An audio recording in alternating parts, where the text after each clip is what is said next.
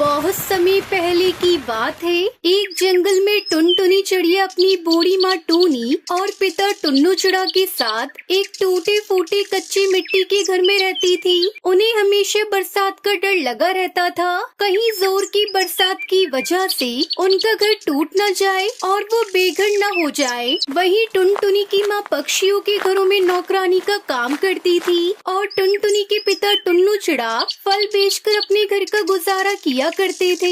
टुन्नू की जितनी भी कमाई होती थी उनसे वो अपने घर का खर्चा और अपनी बेटी की पढ़ाई का खर्चा उठाया करता था। एक दिन फल बेचते समय एक हवाई मोटर से टुन्नू का एक्सीडेंट हो जाता है और उसके पंख में चोट लग जाती है। टुन्नू चिड़ा से उड़ा भी नहीं जा रहा था। अब घर की सारी जिम्मेदारी टुनटुनी चिड़िया के कंधों पर आ गई थी। माँ, फल बेचने पर उतने पैसे नहीं हो पाते हैं जिससे हम पिताजी का इलाज करवा सके। यहाँ तक कि हम एक वक्त का खाना भी ठीक से नहीं खा पा रहे हैं। मैं सोच रही हूँ कि मुझे पैसे कमाने के लिए शहर के जंगल चले जाना चाहिए। अगर शहर में जाकर किसी के घर में नौकरानी का काम करूँगी तो मुझे लगता है कि फल बेचने से ज्यादा अच्छे पैसे मिल जाया करेंगे। बेटी, तू सही कह रही है और तूने बहुत अच्छा फैसला लिया है। तू शहर के जंगल जा, हमारी चिंता बिल्कुल मत करना। मैं अपना और तुम्हारे पिता का ध्यान रख लूंगी। फिर अगले दिन टुनटुनी शहर के जंगल के लिए रवाना हो जाती है। शहर पहुंचते ही वो घर घर जाकर पक्षियों से काम मांगने लगती है। पूरे दिन भटकने के बाद टुनटुनी को कहीं काम नहीं मिलता। 2 दिन हो गए हैं, मुझे कहीं भी काम नहीं मिल रहा। यहाँ पर किसी को नौकरानी की जरूरत नहीं है। मेरे पास थोड़ा बहुत काम था, वो भी खत्म हो गया और इतने बड़े शहर में कैसे रहूंगी। और अगर मैं खाली हाथ वापस चली गई तो माँ को कितना बुरा लगेगा। हे भगवान, मेरी मदद कीजिए। तभी वहाँ पर एक बूढ़ा तोता पक्षी आता है।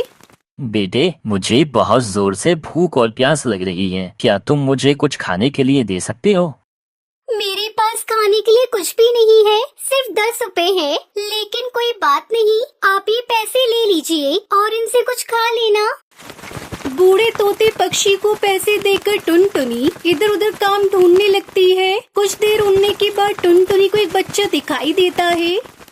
दीदी, मेरे दादाजी बहुत बीमार हैं। मुझे उनके लिए दवा लेनी है। क्या आपके पास कुछ पैसे होंगे? मेरे पास अब केवल 20 रुपए ही बचे हैं जो मैंने अपने लिए बचाए थे। पर कोई बात नहीं, इसे तुम रख लो और अपने दादा के लिए दवाई खरीद लेना। दीदी, आप हमारे साथ हमारे छोटे से घर में चलोगी? हम अकेले अपने दादा को डॉक्टर के पास नहीं ले जा सकते। फिर टुनटुनी चिड़िया उस बच्चे के साथ उसके घर चली जाती है। तभी वो बच्चा उसका दादा हरिया तोता परी के रूप में बदल जाते हैं। बेटी, हम एक ऐसे पक्षी के तलाश में थे जो नेक दिल पक्षी हो। क्या तुम हमारी मदद करोगी? हाँ बताइए, मैं आपकी क्या मदद कर सकती हूँ? मैं यहाँ पर सैर करने आई थी, तभी जादूगर कालू कौवे ने मुझे कैद कर लिया। बड़ी मुश्किलों से मैं अपनी जान उससे बचाकर भागी थी। मेरी सारी जादुई शक्तियाँ हमारी छड़ी में होती है। जब मेरी जादूगर से लड़ाई हो रही थी तब मैंने अपनी जादुई छड़ी अपने जादुई लीची के घर में छुपा कर रख दी। क्या लीची के घर पर? ये कहाँ है? यहाँ से थोड़ी दूर पर एक बहुत घना जंगल है, वहीं पर है जादुई लीची का घर है। मैं अभी यहाँ से नहीं जा सकती, इसलिए क्या तुम मेरी जादुई छड़ी वहाँ से ला सकती हो? लेकिन मैं जादुई लीची के घर में कैसे जाऊँगी?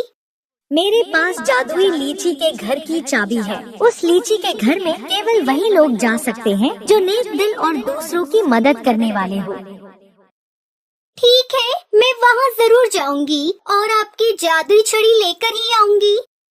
फिर परी टुनटुनी को चाबी दे देती है। चाबी लेकर टुनटुनी चिड़िया लीची के घर की तरफ चल पड़ती है। थोड़ी देर बाद उड़ते उड़ते वो लीची के घर के पास पहुंच जाती है। वहाँ पर उसे 2 लीची के घर दिखाई देते हैं। पहला लीची का घर उससे बोलता है, अगर तुम मेरे घर में आओगी तो तुम्हें मेरे घर में बहुत सारे सोने के सिक्के मिलेंगे, जिन्हें बेचकर तुम बहुत अमीर हो जाओगी, जिससे तुम आलीशान घर खरीद सकती हो और मैं तुम्हें जादुई लीची का घर भी दूंगा। तभी दूसरा लीची का घर बोलता है, अगर तुम मेरे घर में आओगी तो तुम्हें यहाँ सोने के कोई सिक्के नहीं मिलेंगे और न ही पैसे मिलेंगे, लेकिन हाँ तुम्हें यहाँ पर परी की जादुई छड़ी जरूर मिलेगी। अब तुम्हारे हाथ में है कि तुम्हें परी की मदद करनी है या खुद अमीर बनना है। मुझे पैसे और घर की बहुत ज्यादा जरूरत है, लेकिन फिर भी मैं पैसे और घर नहीं लूंगी। मैं परी की मदद करना चाहती हूँ क्योंकि इस समय परी बहुत परेशानी में है, इसलिए मुझे उनकी मदद करनी है। टुनटुनी के इतना बोलते ही पहले लीची का घर बोलता है, टुनटुनी तुम बहुत अच्छी चिड़िया हो, तुम कभी लालच नहीं करती। तुम्हारा ऐसा व्यवहार देखकर हम बहुत खुश हैं, इसलिए मैं तुम्हें पैसे, सोने के सिक्के और जादुई लीची का घर उपहार में देना चाहता हूँ। ये कहकर वो जादुई लीची का घर टुनटुनी चिड़िया को सब दे देता है। फिर टुनटुनी चिड़िया दूसरे लीची के घर में से जादुई छड़ी लेकर परी के पास जाती है। सच में टुनटुनी तुम बहुत अच्छी चिड़िया हो। अगर तुम्हारी जगह कोई और चिड़िया होती तो वो धन दौलत को चुनती, लेकिन तुम धन दौलत के लालच में नहीं आई। अगर तुम चाहो तो मुझसे कोई भी एक इच्छा पूरी करवा सकती हो। परी जी, मुझे अब और कुछ नहीं चाहिए क्योंकि जादुई लीची के घर ने मुझे सब कुछ दे दिया है जिसकी मुझे जरूरत थी। उन्होंने मुझे लीची का जादुई घर दिया है, बस आप मुझे मेरे घर पहुंचा दीजिए। टुनटुनी चिड़िया के इतना कहते ही परी अपनी जादुई छड़ी से टुनटुनी को उसके घर पहुंचा देती है।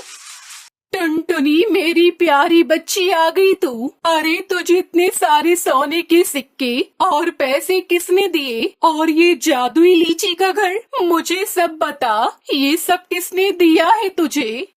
टूनी के इतना कहते ही टुनटुनी अपनी माँ को सारी कहानी सुनाती है। ये सारी बातें सुनकर वो बहुत खुश होते हैं। पिताजी, अब मैं आपके पंखों का इलाज शहर के बड़े हॉस्पिटल में करवाऊंगी और आप बहुत जल्दी ठीक हो जाएंगे। अब हमारे पास इतने सारे पैसे हैं कि अब हम शहर के जंगल में आराम से रह सकते हैं। और ये जादुई लीची का घर, ये कोई मामूली घर नहीं बल्कि जादुई लीची का घर है। इस घर में हमारी सारी जरूरत की चीजें मौजूद है। उसके बाद टुनटुनी अपने परिवार के साथ हंसी खुशी लीची के घर में रहने लगती है।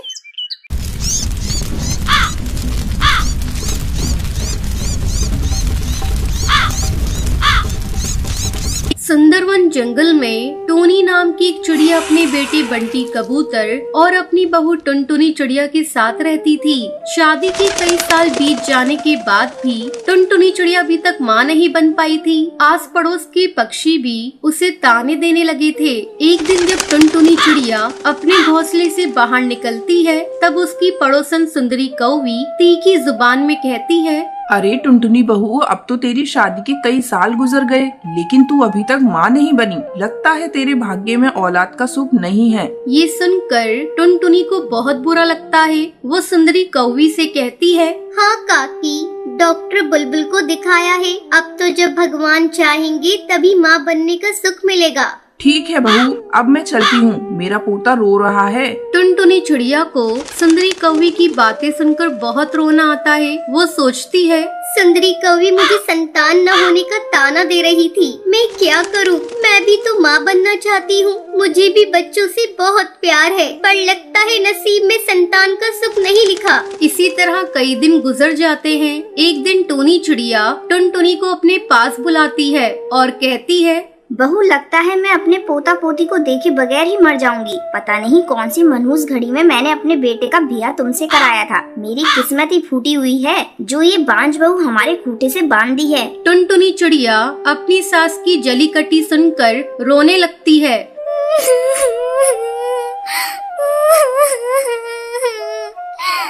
और अपने घोंसले में चली जाती है। मैं ऐसा क्या करूं जिससे इस घर को वारिस मिल जाए? क्यों ना मैं बंटी कबूतर की दूसरी शादी करा दूं। अगर मुझे बच्चा नहीं हुआ तो क्या हुआ? बंटी की दूसरी पत्नी का जो बच्चा होगा उसे ही मैं माँ का प्यार दूंगी। टुनटुनी जाकर अपनी सास को ये बात बताती है। टूनी चिड़िया तो ये बात सुनने के लिए तैयार बैठी थी। वो झट से टुनटुनी चिड़िया की बात मान लेती है और इस तरह बंटी कबूतर की दूसरी शादी हो जाती है। जब नई दुल्हन घर में आती है तब टुनटुनी चिड़िया उससे कहती है, बहू जल्द से जल्द तू इस घर को वारिस दे दे, अब तुझसे ही उम्मीद है। नई दुल्हन शर्मा जाती है और कुछ नहीं बोलती। इसी तरह एक महीना हंसी खुशी से गुजर जाता है और बंटी कबूतर की नई पत्नी पिंकी चिड़िया माँ बन जाती है। पूरा घर खुशियों से भर जाता है। आज टुनटुनी चिड़िया भी बहुत खुश थी। वो खुशी खुशी बच्चे को गोद में लेने जाती है। तभी पिंकी चिड़िया चिल्लाते हुए कहती है, मेरे बच्चे को हाथ भी मत लगाना, वरना मैं तुझे यहाँ रहने भी नहीं दूंगी, मनुष्य कहीं की। बंटी कबूतर ये सब कुछ होते हुए देख रहा था, लेकिन वो अपनी नई पत्नी को कुछ भी नहीं बोल रहा था। तब टुनटुनी चिड़िया बंटी कबूतर से कहती है, आप देख रहे हैं न जी, ये क्या बोल रही है? क्या मैं इतनी बुरी हूँ जो बच्चे को हाथ भी नहीं लगा सकती? तभी बंटी कबूतर टुनटुनी से कहता है, मेरी नई पत्नी ठीक ही तो कह रही है, निकल जा तू इस घर से, अब तेरा इस घर में कोई काम नहीं। उस रात अपने पति का ये बर्ताव देखकर टुनटुनी चिड़िया बहुत ही दुखी होती है और हमेशा हमेशा के लिए बंटी कबूतर को छोड़कर जाने की सोचती है। जिस पति के लिए मैंने अपना बलिदान दिया, उसी ने आज मुझे घर से बाहर निकालने की बात कही। ये सब सोचते सोचते उसकी आंख लग जाती है। ध्यान से तेल छिड़कना, कहीं उठ ना जाए, अगर इसकी आंख खुल गई तो शोर मचा देगी। आप चिंता मत करो, मैं उसका लालटेन नीचे गिरा दूंगा, सब सोचेंगे लालटेन से आग लगी है, हम पर किसी को शक नहीं होगा। टुनटुनी गहरी नींद में सो रही थी। बंटी पूरे घोंसले में तेल छिड़क देता है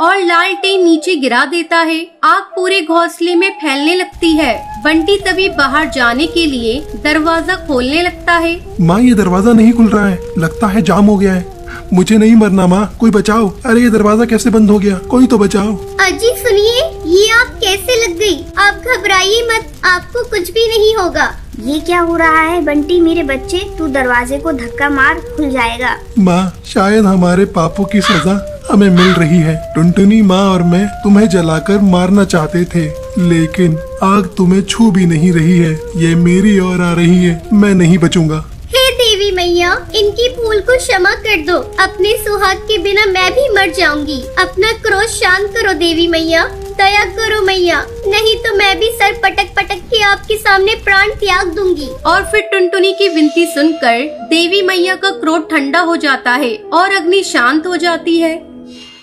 देवी मैया की जय हो। टुनटुनी आज तुम्हारे कारण मेरे प्राण बचे हैं, मुझे माफ कर दो, घोर पापी हूँ मैं। टुनटुनी सभी को माफ कर देती है